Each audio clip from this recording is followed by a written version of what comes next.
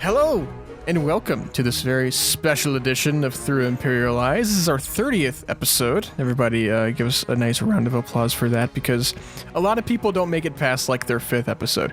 But, well, I am your host, Braydon Leadbetter. I'm your co-host, Jackson Daleen. And we're here to talk about some Star Wars news and all things Star Wars. Since this is kind of our only show at this point until... we decide to bring Cantina back until something happens, or until we decide to bring Cantina back.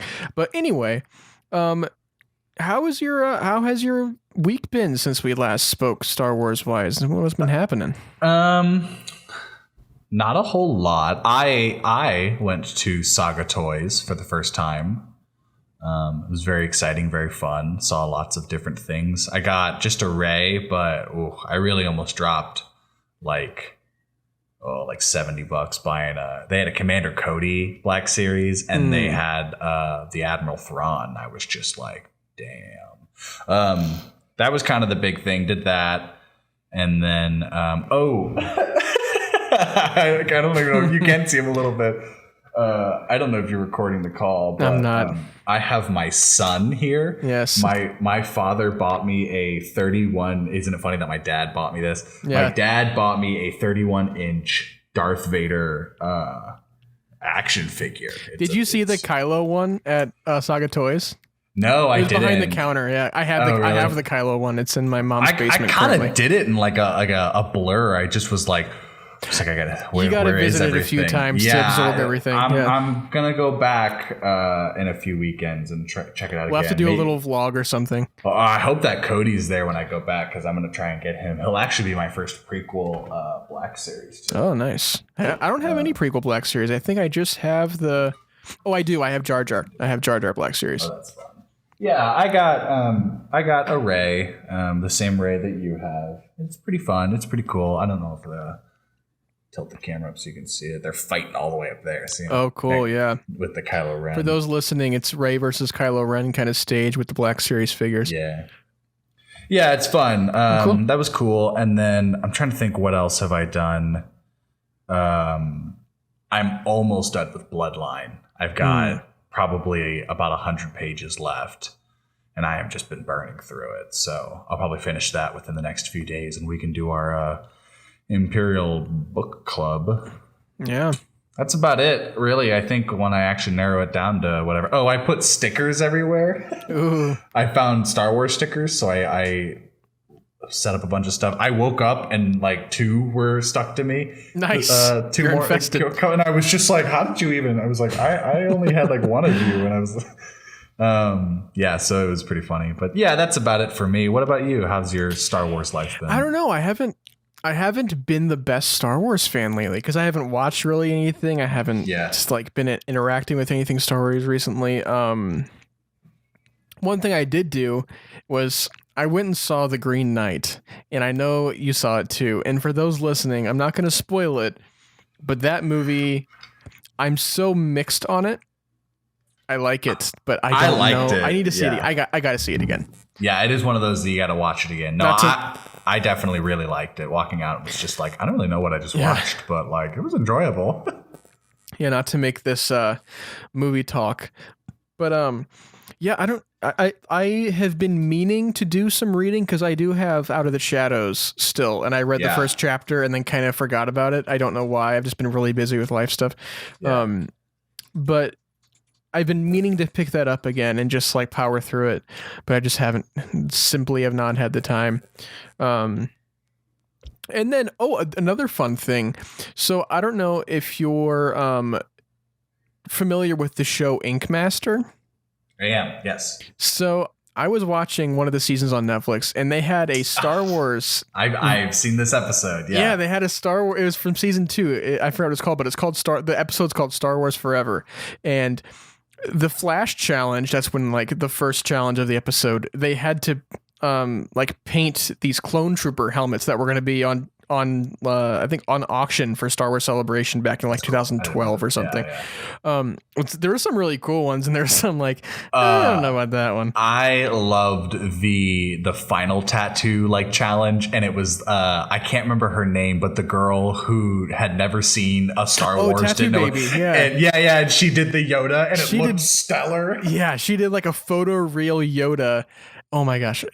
Anybody listening, if you have not seen Ink Master, at least go on Netflix, go to season 2 and the episode called Star Wars Forever. That entire episode's all about Star Wars tattoos, and it's really cool. Some of the artists are really good, and some are just like, I don't know about that. But it's fun seeing it, and it's very different tattoo requests. A lot of people are very specific about what they want. Yeah, it's also crazy some of those canvases / clients that walk in there, and they got to deal with some crazy stuff. I need this and I need this. Yeah. But yeah, other than that, I think that's about it. I do this at least 2 times a week, is go to Target and just like peek at the toy aisle to see what's going on over there. Nothing but grief, Cargo, and Queel every time. I haven't even gone to Target. Just don't even bother. I'm getting to that point where it was like, it doesn't matter. You know what? We've got Saga toys now. Like I don't need Target. Yeah, well, you're about an hour and a half away from Saga toys. It's worth it. Yeah. But I always go to the Funko Pop section of Target and stuff, and every time it is just either a Janna or a Lieutenant Connix. That's all they have Star Wars wise. I don't know if I get the Lieutenant Connix, but I get the Janna.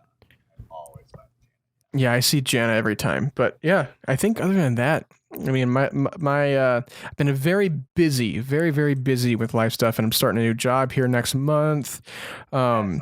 Big things happening over in Braydon land. But I think that kind of wraps it up for our life Star Wars update extravaganza. What we got going on for news? Well, thanks for listening to the episode. Yeah, that's it. What we got going on for news? We've got a couple news stories here and there, but we'll jump right into it. So we have a new Star Wars comic line coming out called Crimson Reign. And it is going to focus on Kira from Solo, who was played by Emilia Clarke. And it's going to be between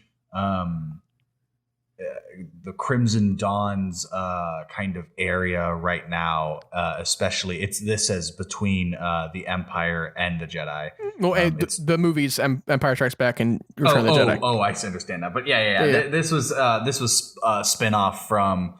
Or it's going to be it debuts in November, and it's a spin-off of War of the Bounty Hunters, which is still actively going.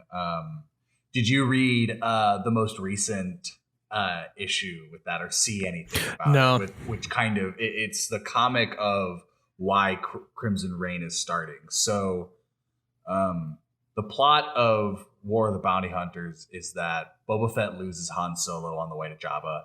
And he ends up getting his way worked into where essentially Crimson Dawn gets him. And Crimson Dawn starts holding an auction for who wants Han Solo, and it becomes a bidding war between Kira, Vader, and Jabba ends up winning it and buys Solo for like 1 billion credits. And Vader won't have it, and Kira won't have it, and it literally turns into a fight between Kira and Vader. While the gang, Luke, Leia, Lando, Chewie, and Boba Fett are at this auction, like trying to get. It's a really good issue. Have you been reading, catching up on the War Bounty Hunters? I've been working my way through it, but I saw that this latest issue was like top notch, and I kind of skimmed to the important ones, and then.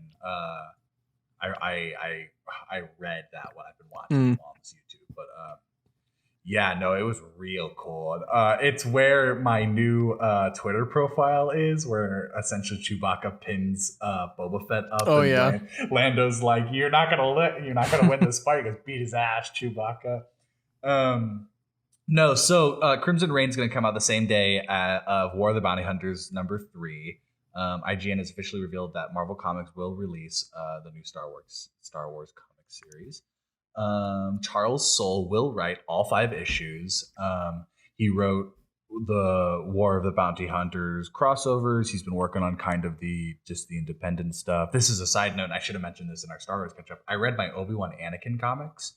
Oh, yeah. Which was 5 issues. Very fun, actually. It's when like Anakin's like 12. Mm-hmm.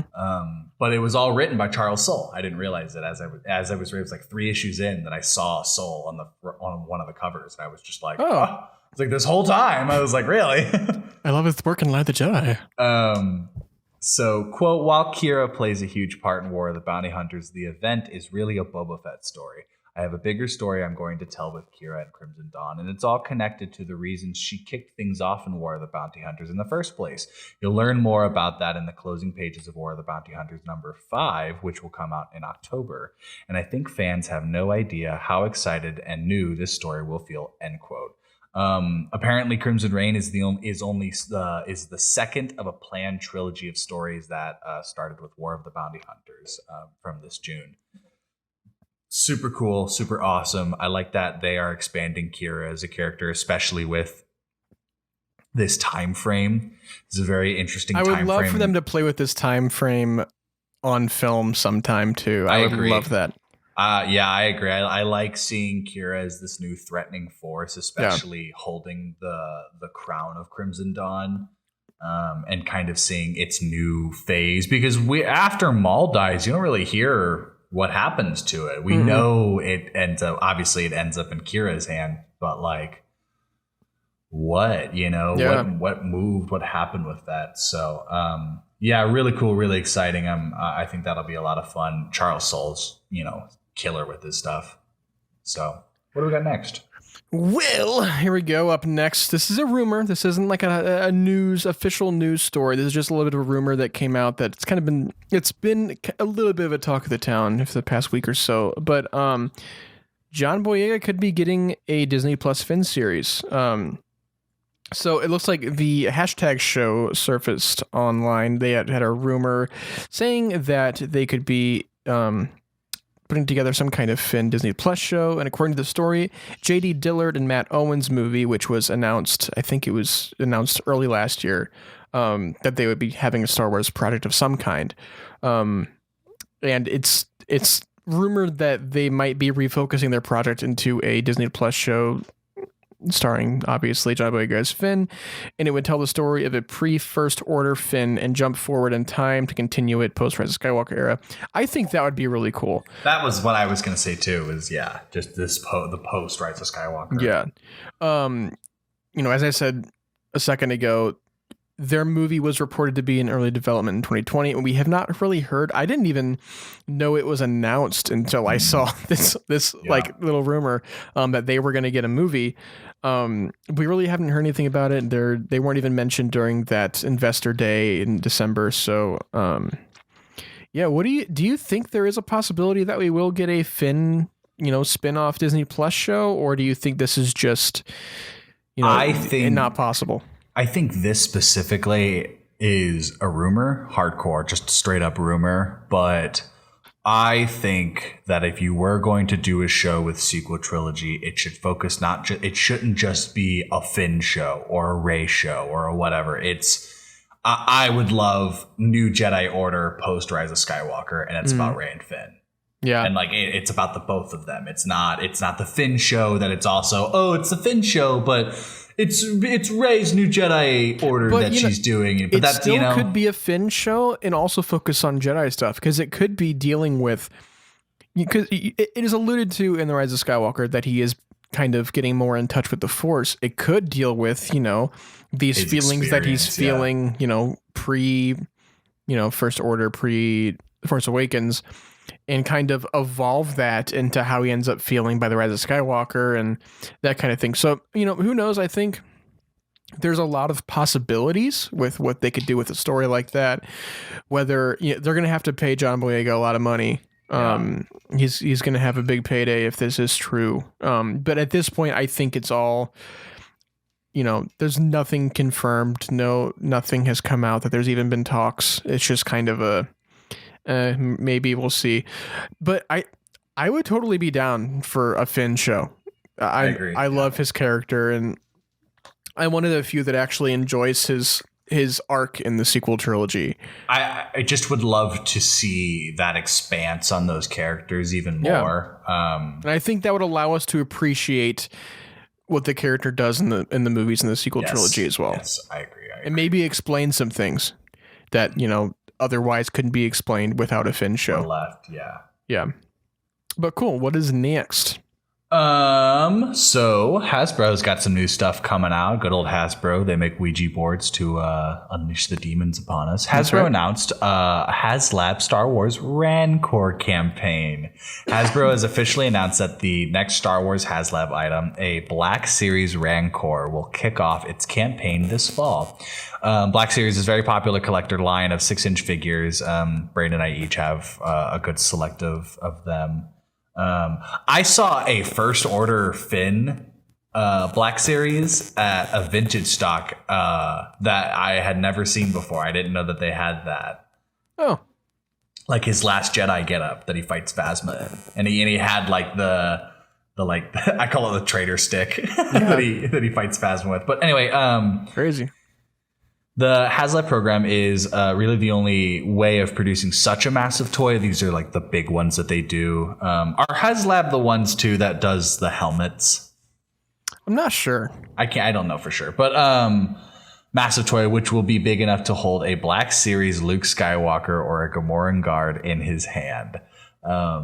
This is going to be awesome. The Rancor follows in the tradition of the two previous Star Wars Haslab. Okay, so no, the previous items were the Razor Crest and then Jabba's Sail Barge, which is the one that I think you saw at I think that's the one at Saga Toys. Yeah. I think they have one at Galaxy's Edge too, but it had different figures in it. It had like the stuff they sold at Galaxy's, but it was the barge that they had. Super cool. How much do you think this thing will be? $200? I bet you like $150. You think so? That's cheap. I think that's cheap. A helmet's only like $150. I think that's cheap though for these, because you got to realize like this thing is going to be probably like 3 foot tall. It's going to be big. So it's going to be awesome. Yeah. It's going to be so cool. I love that it's like it will hold either a Luke Skywalker or a Gamorrean. It's no one else. No one else can be just the Luke Skywalker and Gamorrean guard. No, it'll be really cool. It'll be really fun to see. This is going to be the biggest one because the other two, the Razor Crest and the Jabba's Barge, only hold vintage collection. Yeah, the 3 3/4 inch scale ones. So this is the first. This one is gonna that be will big. Be able to hold a 6-inch figure and still make it look small. That is crazy. It's gonna be awesome. Yeah, no, that's all there is about that. But keep an eye out because that'll sell out quick for it. But it's gonna be awesome once that surfaces. Those pictures are gonna be so cool. In my dreams, I'd be able to. I'm sure one day. I'm sure it'll be like a. You're not gonna be able to find it in stores or anything like that. It'll be you got to find it online or like at some of those resales, collector shops. Yeah, I agree. Yep. What's next? So up next, we got Star Wars: The High Republic audiobook. Tempest Runner debuted its first clip coming from Cavan Scott there. So back in March, Del Rey announced that Cavan Scott had been working on a Star Wars audio drama set in the High Republic era, a la Dooku Jedi Lost, which I'm assuming we'll probably get the book script version of it probably in about a year after this releases. It's going to focus on, obviously, the Nile villain Lorna D, and Gizmodo unveiled the first audio clip from the upcoming story, which will come out on August 31st. So did you read or listen to this clip? No, actually, it's funny you say it because before I read this rundown, I saw that it had been released and saw someone listening to it on Facebook. So let me go ahead and read it for you. The Nile storm has raged through the galaxy, leaving chaos and grief in its wake. Few of its raiders are as vicious as the Tempest Runner Lorna D. She stays one step ahead of the Jedi Order at the helm of a vessel named after one of the deadliest monsters in the galaxy, the Lorna D. But no one can outrun the defenders of the High Republic forever. After the defeat of her crew, Lorna falls into the hands of the Jedi, but not before she hides her identity, becoming just another Nile convict. Her captors fail to understand the beast they have cornered. Just like every fool she's ever buried, the first mistake was keeping her alive. Lorna is determined to make underestimating her their last. Locked onto Republic correctional ship. She's dragged across the galaxy to repair the very damage she and her fellow Tempest Runners inflicted on it. But as Lorna D plans her glorious escape, she makes alliances that grow dangerously close to friendships. Outside the Nile, separated from her infamous ship, her terrifying arsenal, and her feared name, Lorna must carve her own path. Will it lead to redemption, or will she emerge as a deadlier threat than ever before? So, cool. I think they're trying to tease a redemption arc for Lorna D. So I agree. I think Lorna D is who's going to kill Markian Rowe. You think that? I think she has been specifically kept alive because her big turning point is going to be she's the one to kill Markian, because there's too many main characters on the good side that like who gets that properly, because Markian has stabbed that knife and twisted in about everybody. And I think the person who I guess deserves it is what I'll say, but like the one that feels right is that Lorna does it. I think that Lorna D is the most emotionally sound of the Nile. I agree. I think she knows what decisions to make and when to make them. And I think she's very calculated in that way. So yeah, I can see her raising up really high in those ranks in the Nile and eventually coming up with some kind of plan to take over the Nile. And whether that will go in her favor, who knows? Whether there's going to be some kind of big confrontation with Marchian or, I don't know. And I think too, I wonder if this book will explain it, but if anything, we'll see it in Fallen Star. I think Markian and the Nile are pretty separate right now. There's a line in Rising Storm that Markian near the end where he's like, the Nile are dead. You know, it's now time for, the next point. And, I think that's where it'll progress, is that this disconnect is now official. So now it's time for these characters to adapt to that, to when it'll then kind of meet up with whatever that point will be. With I think it'll probably be Fallen Star. But yeah, man, if there's one book that I'm really excited for, that's Fallen Star. It is Fallen Star. Yeah, that'll be a fun read. Yeah, that's gonna be wild. I want to have that trilogy, like all those on hardbacks. Oh yeah, just well, the good thing is I've been picking them up like as they come out, so I'll have like the first editions of each one. I probably should have done that, but I read most of them digitally. I'll probably ask all of the like big ones for Christmas. I'll probably ask for like the two novels the Fallen Star will be on that, but then like get like the YAs and because I think at the end of whenever, who knows when the High Republic kind of campaign will end, but at the end of the whole thing, it would be cool to have like essentially a whole library full of like the High Republic, like a whole bookshelf that's just the High Republic. That is so cool, because it really is its own era of just really solid books. I think it's its own genre of Star Wars too, that like it just can't be compared to anything. I agree, because a lot of the other cross author stories that Star Wars has done like this has always it's the Thrawn trilogy, not Thrawn trilogy, that was completely wrong. But like the new Jedi Order and like I keep finding random legend books that are just from like just different like just stories being told, just different little trilogies or series that are just legends books, but it's just like they still stick with the original characters, and I like that this has done a really good job at making its own and being its own, with the only thing really keeping us at bay is that it's Star Wars. That's the only thing that we can connect it to, and everything else is fresh and new and different. Yeah, and I love that it is a collective story originated from many different artists and authors. It's not just one person coming up with the story, and then everyone has to like figure out how to write it. We're constantly working and building this story together, so everybody is on the page. I'm convinced they already have the whole entire High Republic era planned out from A to Z. at this point? I think they have the outline. So I follow Kevin Scott on Twitter, and I listened to that interview with him on Friends of the Force. But he talks about how they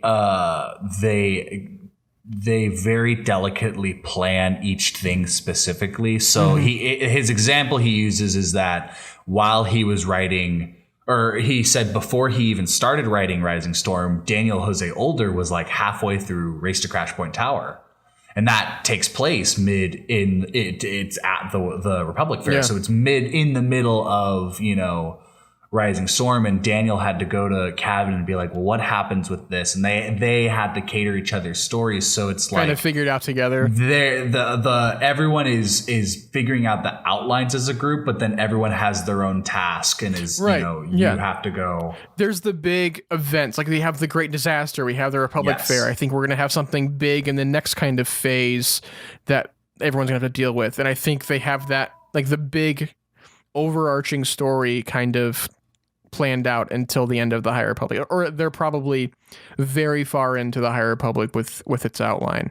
So I think that if you're listening to this and you have not read or done anything with the High Republic, I highly recommend picking up at least pick up Light of the Jedi and just give it a shot. It's a you great can pick read. up Into the Dark, one of the like spin-off, the YA. If you're a Claudia Gray fan, 300, 400 something pages, and it's just like, and it's still just it's just stellar. Every single entry that has come out from this has just knocked it out of the park, 10 out of 10, and I am just so excited to see how far they'll take it. It makes me feel like, I've said this before, that makes us feel like we're in like a secret club about like really good Star Wars. When you get like giddy and you're like, ooh, you're like High Republic stuff. That's all fun. Because everyone else is like, oh yeah, but Disney and the sequels suck. I'm just like, dude, I love Star Wars. I love Star Wars, dude.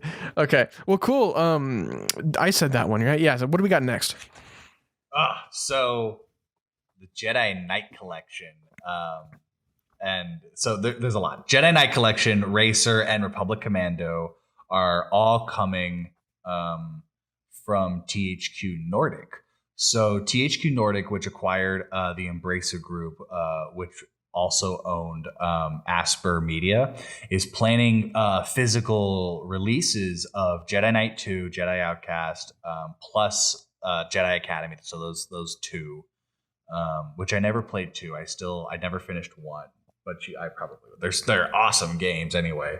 But then also bringing in Star Wars Racer and then Republic Commando, which just came out, I think, the Republic Commando. Yeah, like the new remastered version came this year. Yeah. That was the one that came to PlayStation. Super, super, super cool. I am going to go hard on those Jedi Academy remasters because that probably is, to this day, has some of my favorite Star Wars or video game combat. Something that, it locks on kind of like Fallen Order that you can, but if you didn't, it's this free flowing, like, you almost have to like actually duel somebody, even if it is just a minor person, because that AI is really smart at just kind of reacting to your thing. And it's funny because like, if you don't time your attacks, it doesn't necessarily, if you just kind of spamming the button, attacking them, your dude's just kind of waving the lightsaber like this. He's just like, I'll get you eventually. So that's really, really cool that it's going to happen. According to the organization responsible for the video game ratings in Germany, the collections will be available for PS4 and Switch, the two platforms that are already received them in digital form. Every game that I just talked about is on PlayStation 4. I don't know if they're all on Switch. I know Republic Commando is. Yeah, it sounds like we're getting like a combo pack with all these like remastered or re-released it's just Star so we Wars can games. have them, I think, as a newer physical copy. I think they need to do this. Just please give us a re-release of Revenge of the Sith, the game. Give us a PS4 version of that. I've yet to find a new copy of that because mine wasn't working. Oh, it wasn't? I didn't hear about that. No, it didn't work. Granted, we bought it from Goodwill, so we were kind of like, maybe, but was it just like, did the disc just straight up not work? It just wasn't. Yeah, it didn't process it. I think it was just old. I don't think it's scratched up. I still have it, but I don't think it was scratched up. That was part of the reason why I bought it. But and your PS2 works? PS2's good. Yeah, okay. PS2's good. Star Wars Battlefront 2 works, but yeah. So yeah, I was still in the hunt for that one, but yeah. So that's it for the new physical copies coming. Well, cool. Let's kind of move right along here. Since we're recording this episode so late, we actually get to talk about this. But Disney Gallery Mandalorian, making of season 2 finale, just dropped today, the 25th, as we're speaking about this. And Jackson actually just watched it. I did. I watched it earlier today. Just kind of first off, what did you think about this episode of Disney Gallery? I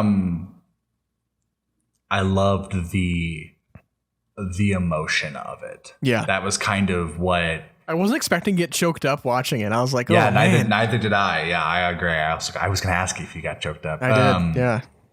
Yeah, and I really liked how it was funny because, the whole episode, you're like, oh, it's the technology. It's the technology. Like, how did they do it? What did they do? Was it a deep fake? Was it just a de-age? It was all this. I still think they should have went deep fake, but they kind of did. Yeah, I don't know. They was weird. Based it was weird. They were talking about how they based like the deep fake information on the CGI technology to de-age.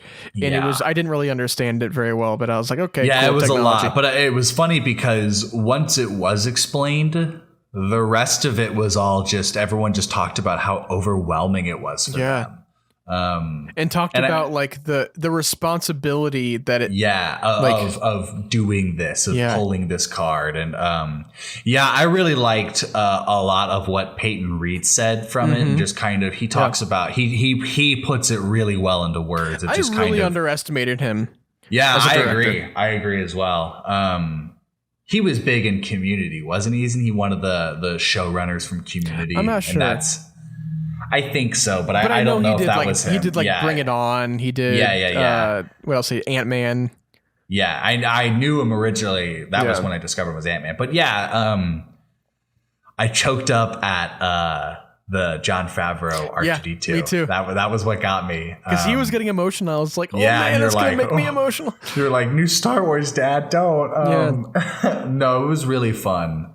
It was really enjoyable to watch. And I understand why they made their own episode about it, but I wanted it sooner, Yeah. Well, can you imagine being a crew member when they were shooting that and hoping to God for the next year that nothing leaked about that? Well, and I think it's funny how they did it with a skeleton crew because everyone else was going to film. They were all shooting with Robert Rodriguez. Yeah. Is it Robert Rodriguez, right? Yes. Yep. I was gonna say Robert Rodrigo. I was like, so I can only imagine one dude coming back from the Rodriguez shoot being like, "Hey man, how was your day today?" He's like, "It was fine." Yeah, it was all right. But you want to talk about it? He's like, "I can't." Well, just imagine the anxiety of oh my god, if it leaks, they're gonna think it's me. Who did it? Who's gonna do it? Yeah, and I can't remember who said it, but someone makes that point of just Mark says it. Mark Hamill talks about it. How one person could just be like, guess what I saw today, and it ruins the whole thing. And everybody simultaneously agreed, maybe with some legal NDAs written, but everyone simultaneously agreed. Oh, I guarantee you on that NDA, it threatened to take your life away if you spoiled anything. I guarantee you that NDA that agreement was harsh. Yeah, I agree. Because that is the one thing, I've said this before, Matt, that is the one thing from Mandalorian season 2 that did not leak was Luke. Yeah, and it's funny that John brings that up too. Yeah, he's like, all right, Ahsoka leaked, Boba leaked. Tem leaked, Yeah, Tem leaked. This was it. I thought it was really funny how they had Plo Koon in there for so long. Yeah. And they went as far as to make concept art. Yeah, they went so far to make concept art. They actually put the Plo Koon VFX on his face. So whenever they were showing the dailies, they actually had Plo Koon in the dailies instead of Luke. Yeah, I thought that was really interesting. And Dave Filoni talking about, they showed that bit of the script and it just said, it's Plo Koon. He's not really dead. It was pretty funny. Yeah, I really liked how much they hit home and recognize how much the character of Luke means to people. And he's not just a character from an old movie, like he's a symbol and he means something to a lot of people. And it's not something to be taken lightly or tamper with. Like, it's something you have to do the right way. And I think John makes a really good point in that too, of how he kind of means it more in the sense of Star Wars as an intergenerational story, but it's cool seeing Luke Skywalker and being able to know that his story is still important to people who need it to be told. Yeah. You know, you see this Luke Skywalker in Mandalorian and it's just like, this is peak Luke Skywalker. You know, this is what everybody wanted. And then it's like, but even in the future, like, that's not realistic, that Luke doesn't get to stay this way for the whole time. And obviously we see that in what Last Jedi is and all of that. But it's cool seeing that these guys were able to bring the magic from, you know, the original trilogy and hold it in that sense that it gives people that nostalgia, but it gives people that that emotional storytelling to know that the point that they're seeing him right now, even though it is the newest, it is not where he ends up. Yeah. You know, it does not stay. And I really like that, you know, from the very beginning of the episode, everyone's just like, it had to be Luke. Like, yeah. It had to be Luke. Like, who else? And you're just like, yeah, you know, well, like, it's like, who else would you trust to, you know, give Grogu? Like, Right. who else in the world than Luke Skywalker would you trust? Yeah, Plo Koon. But no, I didn't expect to get as emotional as I did watching this. Yeah. And I remember Dave Filoni talking about how there was a day, like one of the days on set, where like he just kind of stood back and looked around at the crew, kind of just in awe, just looking at, it's like looking at the monitor. I think everybody had that experience. Yeah, and it's just, you know, it makes you think how important of a character Luke is to a lot of people, and how big of a role that he actually is in a lot of people's lives. Like, you know, he is just a character from the space fantasy movie, but he's also like, he means something to a lot of people. And the same thing goes for R2D2. I mean, Jon Favreau even said it, that like, that was a piece of his childhood on set, and he got to experience that for the first time. And I was like, man, I can't even imagine. Yeah. Like I cannot even imagine. How lucky, but how stressful to know that like the mantle is on you. Yeah. Like it is to the utmost importance that you hold this truth of what these characters are and the story is and how you can make it right and good. And I give a full round of applause to everybody that, you know, pulled that off and did that and made those decisions to get what we did with that. That being said, do you think they'll bring that Max guy back and just like make a Luke Skywalker show? Well, one thing that like, I don't know, it kind of rubbed me the wrong way is that they didn't say the actor's full name. Yeah, Max. And they didn't like interview him or anything for it. They were like, he just was there. I was hoping they would give him a little more credit and be Mark really hyped him up. Mark talked about how good of an actor he was, and he was surprised at like how much he looked really like him. Pulled it off. Yeah. And I think that alone, I think for the Mandalorian, the bring back of Luke Skywalker, you had Mark Hamill, but I would totally be cool if the rest of the time Luke Skywalker was this other actor. Yeah. Was this Max guy? And if you wanted, I think they got to figure out that de-aging effect though. But that's what I'm saying. It's like you don't need to do that. Just give it. I think you do. I really do think you think deep fake Mark Hamill the whole way if they tell more Luke Skywalker stories. I think they kind of have to. I don't see anybody taking it well. It just being straight up a different actor and us trying to get us to believe that is Luke Skywalker. I can't see that. I just can't, I unfortunately. can understand that, and that's kind of what Filoni talks about. How like when the hood like lifts, like it had to be Hamill. Yeah, like that was the selling point. And you're still in that headspace of you don't really believe it until you see it.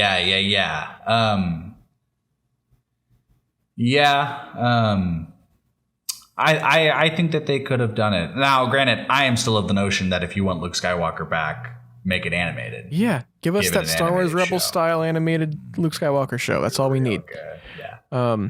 But cool. I think we can kind of move on to our last story here. So, this is a fun one. This was the one that I was actually like, oh, heck yeah.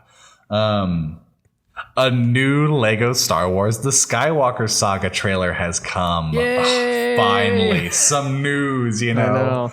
After almost an entire year since the last big look at the game, last trailer that we got, the newest trailer for the latest Lego Star Wars title has a greater emphasis on gameplay across all 9 movies of the Skywalker Saga. It's a pretty easy trailer. I watched it earlier today. You get a little more sense of the gameplay in this trailer, though. Yeah. Very pretty. I love how natural the combat looks. I like how it kind of it makes me think of like the Arkham games. Did you ever play the Batman Arkham games? I played Arkham Knight for a little bit. Yeah. Do you remember how, like, when you're fighting people, Batman's really good at just kind of switching to the opponent really quick. Mm-hmm. And even they have like the whole counter ability, he's able to, it looks so natural in their animations. Yeah. I get that vibe from this. Mm-hmm. It's got a Charlie horse in my leg. I get that vibe from this and how, it just feels very, pardon the pun, but old Lego games felt very blocky in how they played, and I like that they are adapting that better. Well, I think they're also I think they're going a little more open world with this too, which I'm all for. Yeah. I love that. The Lego Marvel games are like that, and they're very fun. So each movie will get its own unique campaign, adapting the stories across 25. I'm going to say that again. 25 explorable open world planets. And really quick before you do the list, I think they're also revamping the campaigns from the original Lego games. I think because they showed like some bits from the Phantom Menace, and you're chased by the big fish underwater and the water thing and the Unabungo. It's always a big fish. Yeah, it's always big. That wasn't in the first Lego Star Wars game, so I'm excited to see what parts of the movie you get to play this time. Well, and I hope that they take stuff from the other, like, I think they do it as well. Like with Revenge of the Sith, there's a part in the first level where in Anakin Starfighter you got to shoot like the buttons to open up the next, and it's in the new trailer. That little bit of him flying. Well, I think that was actually that might have been that, or it might have been the Falcon. But I couldn't. I don't remember. I don't remember either. But anyway, what planets are we gonna get in this? So of our 25. And just in case you missed it, we got 25. We have Naboo, Tatooine, Coruscant, Kamino, Geonosis, Kashyyyk, Utapau, Mustafar, Yavin 4, Hoth, Dagobah, Bespin, Endor, Jakku, Takodana, Dakar, Starkiller Base, Ahch-To, Cantonica, Crate, Agent Kloss, Pasana, Kijimi, Kefbir, and Exegol. And 5 missions for each film, with hundreds of characters and vehicles playable in a title. I think it's confirmed right now 300 playable characters on top of there's going to be I saw a little rumor that it's going to be impossible to beat this game 100% for like 3 years. So many. Yeah, right. There's going to be the 300 characters, but then I also saw that they're doing there's 3 DLCs coming. Is it going to be Clone Wars and Rebels? It's a classic character pack, which is like all of the Lego like main figures, but they're original Lego look. Mm-hmm. Yeah. A Mandalorian pack. Was it? What was the third one? I just had it on the tip of my tongue. Maybe it was Rebels. Because I think all of the Clone Wars, I think there's going to be a Clone Wars section in Skywalker Saga. Like the 2 and 3, like 3 will show a little bit, but like Maybe it was Clone Wars because I don't remember what it was. Maybe it'll come later to me. But yeah. So the new trailer kind of shows off this little open world stuff too of how you get your map and you're able just to kind of you can like roam fast around travel. in it. Yeah, but you can it's kind of cool. The story of how it plays. Lego Star Wars. The Skywalker Saga will be released next spring. Fingers crossed that it keeps that date. For the Nintendo Switch, Xbox One, Xbox Series X, PlayStation 4, and PlayStation 5, along with Microsoft Windows, which is probably what I'll play it on. Pour one out for our Mac users. Yeah, you guys are the epitome of gaming right there. Yeah. So, yeah, it'll be really fun. It's gonna be otherworldly, dude. It's gonna be a Lego game unlike any other. It'll be like it's the finale of the Star Wars Lego games, I think. Yeah, I agree. And I think just if you want to add more, just pump it into DLC. Just give that game the updates. Don't make more. I think I really would like to get online eventually for Lego Star. You know how cool that would be to be running around Lego. I'm shocked that it isn't going to be because I think that would be really fun. Having online co-op for the Yeah, at least it'd be cool to play the missions together online and all that kind of fun stuff. Yeah, I hope eventually they add something like that. I think that would be really fun. Or do something kind of like Red Dead Online where it's just kind of open world and just you could just get it. Yeah. Yeah. That'd be cool too. You can load into a map and it's just the map that is in the game, but yeah, it just has tons of people. Well, cool. This week, this is the first time I done this in a while because I thought it would be a slower news week and then all the stuff dropped today. But it wasn't. Yeah, we actually do have some listener questions for the first time in a couple months. We're going to play an audio clip. Actually, we have our first call in. So this is a call from Levi Huddleston, Captain Katarn on YouTube, and here is his call. What's up, through Imperial Eyes? Your channel has been absolutely amazing. I love staying tuned every Thursday to see what you have to say about Star Wars. I have a couple questions for you. The first one is, do you think that Crosshair will become the new template for the Purge Troopers and Death Troopers? The second one is, when there's a season 2 of The Bad Batch, do you think we'll see a clone revolution led by Rex and then spinning off into Rex's own show? Number 3, do you think we'll ever see Calcus in live action or in The Bad Batch? And the last one is, do you think you could shout out my channel, Captain Katarn, on YouTube? I like to do lots of Lego Star Wars related things. I absolutely love your channel and have a great day. And there we go. That's Levi. Well, thank you very much, Levi, for calling in. We haven't had a voice message yet, so thank you very much for that. And also, if speaking of Lego Star Wars, he does a lot of Lego Star Wars content on YouTube, so definitely check out Captain Katarn on YouTube. But what do you think of his first question of this? If Crosshair will become the new template for the Purge and Death Troopers? So, yes, I think 100% for Death Troopers. Purge Troopers, I'm on the mix about, because aren't they clones? Is that official? That Purge? I don't know if it's official. Someone probably knows stuff, but yeah. But I don't know. Crosshair doesn't give me the vibe of wielding a giant staff that he trained most of his time to hunt Jedi for. I just feel like Death Troopers makes a lot more sense to me of that high-profile elite trooper that is more suitable for ground combat style rather than Jedi defense, Yeah, I don't know. I don't know if, because they did something with Crosshair whenever they kind of had him under control. And I think, I don't know if they're going to try to use his DNA to develop these, or why they're using Lama Su to. Is it Lama Su or is it Nala Se? Yes. No, Nala Se. Nala Se. Yes. Why they're using Nala Se? What they're using, Nala Se for. But yeah, I don't really know, and I don't know if they would.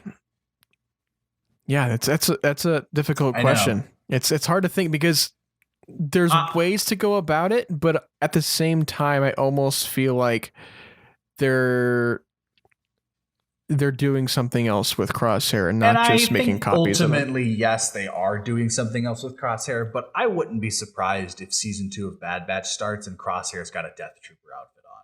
That would be cool. Like the Empire's progressed and now they can actually give him the proper armor of what his position is supposed to be. Yeah. Because he works directly under Rampart, so I would assume that is Death Trooper qualifications. So. I don't know. Yeah. Well, speaking of Bad Batch, do you think we'll get a clone revolution in Bad Batch season 2 led by Rex and maybe eventually Rex getting his own show? I don't think Rex will get his own show. I don't think so either. Yes, I think we're going to see the clone revolution. I really want. I think we've been talking about that since in the Batch report. We've been talking about an uprising of all the clones that have kind of been forgotten and left over, and I think we're going to see some clones versus Stormtrooper action. I agree. That would be sick. They brought in Gregor, which means the next one we need is Wolf for, I think, picture it.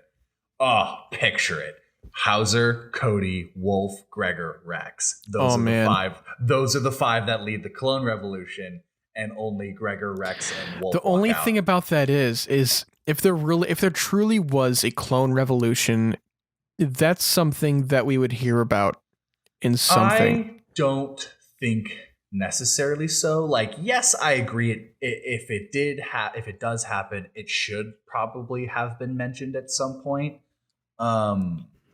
That's a big deal. Like the clones uprising against the Empire. I think it's going to be more contained than what I think we're expecting it to be.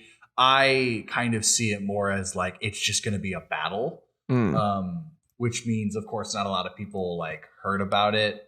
But see, there's the line Rex has in Rebels that I can't think off the top of my head, but it's when he's explaining to Ezra and Kanan that the Empire eventually stopped using clones. Yeah. I think that's the important line of, can you fit in an entire attack or something, in between that it still makes a line like that make sense. And I think that's what they're working towards. Yeah. There's a way to go about it to where it doesn't have to be this big important battle that like everybody knows for centuries. It could be something that's more like contained and it's more of a internal conflict instead of this big thousands of clone troopers. It's a team of like 20-30 clone troopers rising up against a few against like a base, like an Imperial base or something. Well, cool. And his last question here was, will we ever see Cal Kestis in live action? Sure. Probably actually. Sure. I would rather see him in live action than in animation, mainly because he's based off of somebody. It'd be cool to see a Jedi Fallen Order series. Honestly, I would give me a Disney Plus series with Cal Kestis. Whether I think it will happen, I don't know. I don't know if we'll ever see him in live action. If it's just a cameo, I'm content with that. If all of a sudden it's a live action, whatever. If I'm trying to think timeline wise, like if Obi-Wan's walking through the streets of Tatooine and all of a sudden he passes Cal Kestis and you're just like, you're like, there he is. I think that would be that's just, it's so much easier just to do the live action. What's his name? Cameron. I don't know the actor's name by heart, but I have a lot of respect for him as an actor, especially being able to make a character out of for a video game, making a character that I believe and care about is not easy to do via video game. Monahan. That's right. Someone sneezed in the background. You like that? Bless you. Keeping that in. Yeah. Yelling. Well, cool. Let's kind of move on to this next question from on Twitter @suddenbutt. And they say, is hyperspace travel achieved through pure speed, or is there something else going on? Like, is the hyperdrive an engine for acceleration, breaking a hyperspace barrier, so to speak, or the warping of space-time? The Death Star seems quite maneuverable. What do you think? It's kind of an interesting theoretical question. I kind of think both, is that the engine is able to take the object in place at such great speeds that it literally just puts you in a separate dimension, that travel in time moves differently, that you can get from point A to point B much faster in this dimension, but it's not necessarily you're moving fast. You just moved really fast to get to that dimension. Yeah. Does that make sense? I think so. It's I don't know, because they don't really discern how long hyperspace travel actually takes. Yeah. A lot of the time, it's, they'll do a wipe and they're like, they jump out of hyperspace. So it's not really, because I've heard that sometimes hyperspace travel, you're sitting in hyperspace for like a week, hours. 2 weeks. Yeah. So I subscribe more to the theory that you're just moving very fast through space. Yeah. But you're on a path, kind of like, in the High Republic, the paths. Well, yeah. I think you're on it like a set hyperspace lane that like you have to stay in, but your ship is just the hyperdrive, is it coaxium that is hyperfuel that, powers your ship to go so unbelievably fast. Right. And keep you within this lane of, space-time. Yeah, so I think that's my thinking, but I can also, I'm not opposed to the whole warping of space-time. You're just going into a different dimension in order to travel. Did the Death Star ever travel at light speed? Yeah, all the time. Remember in Rogue One? They went right outside of Jeddah and blew up Jeddah. Yeah, I guess it was just always like, I don't know, the thought of the Death Star just like, and you're just like, oh, like everyone, happen all the time, dude. Well, cool. Let's move on here from at a Rural Farm Boy, our boy on Twitter there. Ruffle my boy. Yep, that's right. Pick a ship, one starfighter, one capital ship. What is Braydon and Jackson's favorite from that galaxy far, far away? What is your favorite starfighter? What is your favorite capital ship? Capital ship is a Star Destroyer. Classic. Any version of a Star Destroyer, Super Star Destroyer, any class Star Destroyer? Probably like the Devastator, Vader's first ship. Okay. The first Star Destroyer you really see in Star Wars general, period. Yep. Starship. You go on yours. I got to think about this one. Well, I think I'll go capital ship, just so we're on the same theme. Capital ship, I got to say the Raddus from The Last Jedi. I don't know, that the shape Those of the ship Mon Calamari is so cool. ships are cool too. They're really cool, and also it's named after Admiral Raddus from Rogue One. I love Admiral Raddus. So yeah, I would have to say capital ship. I'd have to say the Raddus. What are you thinking for Starfighter? So I'm running in my head of just different starfighters, and I've got the Phantom Menace Naboo ship. Yeah. That's one that I was like, that is like really a fun ship. I think the Falcon, obviously. But maybe a Jedi starfighter from like Revenge of the Sith, like Anakin. That's starfighter. The first thing that came to mind for me. That was mine too. The Jedi starfighter. But then I was like, is it that? Like, is it actually that? But no, I agree. I would also say that I love the Ghost too. I would call the Ghost a starfighter. The Slave One is one of my favorite designs of a ship. I like a good B-Wing too. I play as a B-Wing in Star Wars Squadrons, and that's a very fun ship to fly. Cool. Yeah. Moving right along here, friend of the show, Kyle Craigbaum asks, what is the best and worst line of dialogue in the saga? Do you have a set answer? Because I already have mine. What are yours? So I'm going to start with the worst. I think that my least favorite line of dialogue in all of Star Wars, and I'm not going to do the cop out and go prequels. I'm not even going prequels. I think the worst line is in The Rise of Skywalker, which is a movie that I love, but I hate this line, is when Hux says, "I'm the spy." I hate that line. Really? Yeah, I think, in my opinion, that's the worst line of dialogue. What's your least favorite line of dialogue?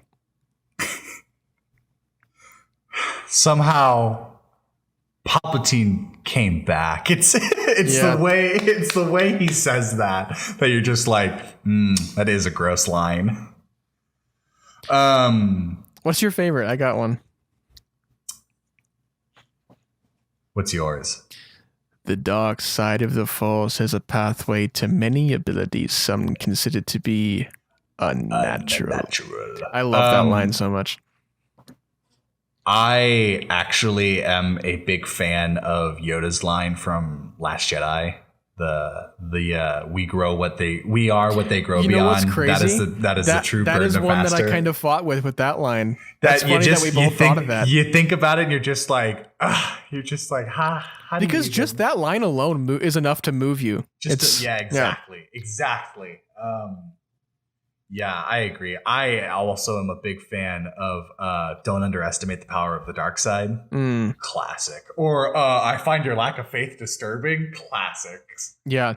Well, cool. Moving right along again, we have a question from @Connections Cult who asks, who would you cast as an adult Omega in, say, the Book of Boba Fett? I don't really know, because I'm not going to play as... They don't have to be a New Zealand actress. How old would Omega be at this point? By Book of Boba Fett, she would at least be 40. Well, in her 40s. Is she the same age as Boba? No, I would think that she is younger than Boba. I think she's like... I would assume that she's probably a couple years younger than Boba. Okay. Man, we should have thought about this before we got on air. Let me see. So she would probably be in her 40s, right? Yeah. At least, ballpark in it. Well, the first one that came to mind, even though she's already in Star Wars, was Gwendolyn Christie. That's kind of the area I'm thinking of as well. Yeah. Someone who can hold that. Gwendolyn Christie would be a fun. Yeah, I don't know, because props to them for creating an original character, but Omega doesn't look like anybody to me. So I'm like running in my head who could do it, I wouldn't hate like an Emma Thompson kind of deal either. She's old. She's not like old though. She could play like mid 40s. She's Emma like in her Thompson? She's like... Oh yeah, she's a lot older now, isn't she? She's like in her 70s now. No, she's like 60. Man, what else? I'm trying to go through. Oh, you know what? She's a little older, but I think she could do it. Why am I blanking on her name?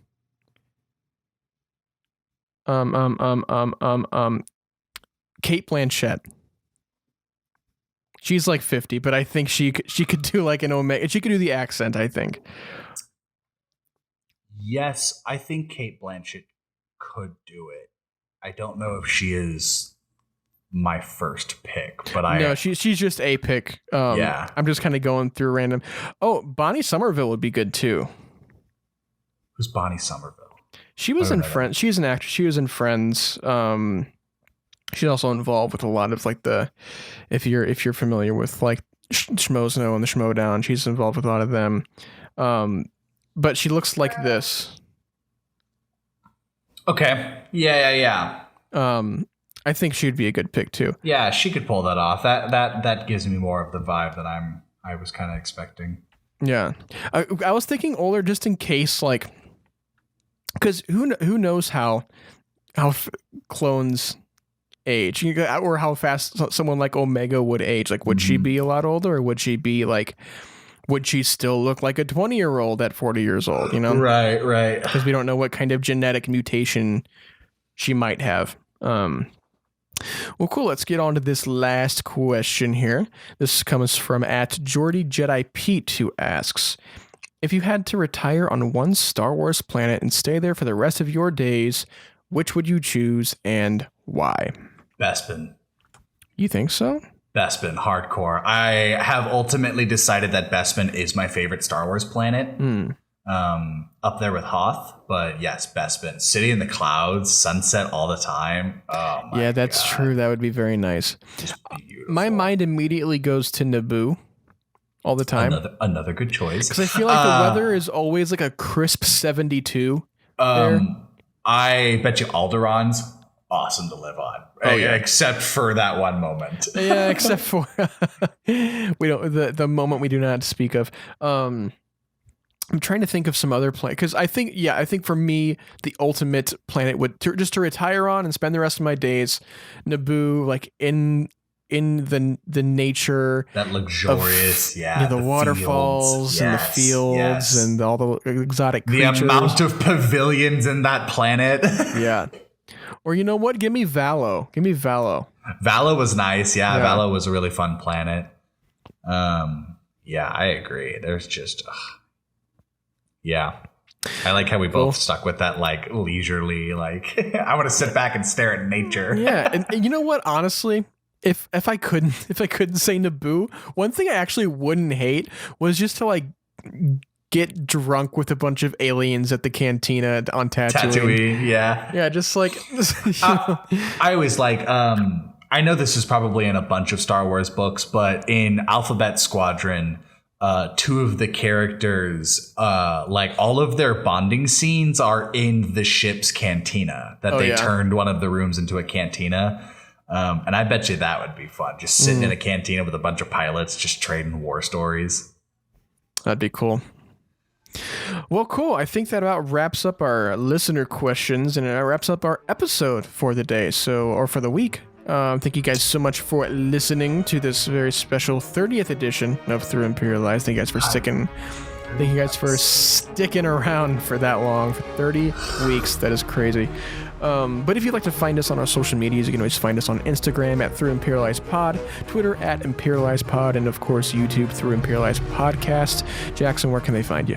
As always, you can find me on Twitter at QuacksandScaling. That's QUACKSON, and scaling like the triangle. And you can follow my photography Instagram, which is Daleen_photography. It's DALEEN_photography. Check me out. I'm going to drop some new photo sets here soon. What about you? Sorry. You just cut me off, and now I was just tired, and I was like sitting there. I was like, "Wait, I have more to say." I have to say things. Of course, you can always find me on the Instagrams at braydonleadbetter, on Twits at braydonleadbetter, and of course on the Letterboxd. See what I'm watching, see what I'm reviewing at bledbetter. Make sure to do that because I have some things to say about a lot of things, and you should see what I'm saying about those things. That was a thing I said. Definitely make sure to check. I did say it well. Definitely make sure to check out our Apple Podcasts and all of the goodies. Leave that rating, leave that review. It really helps out the show. If you don't have a podcast, go to Spotify, go to Overcast, go to Anchor, go to whatever you got.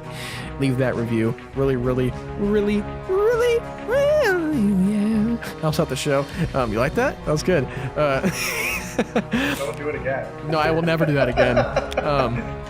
If you want to ask a question, like we just took some questions this week, you can just hit up any of our social medias. We take questions all the time. Anytime we get a question, we talk about it on the show, so do that.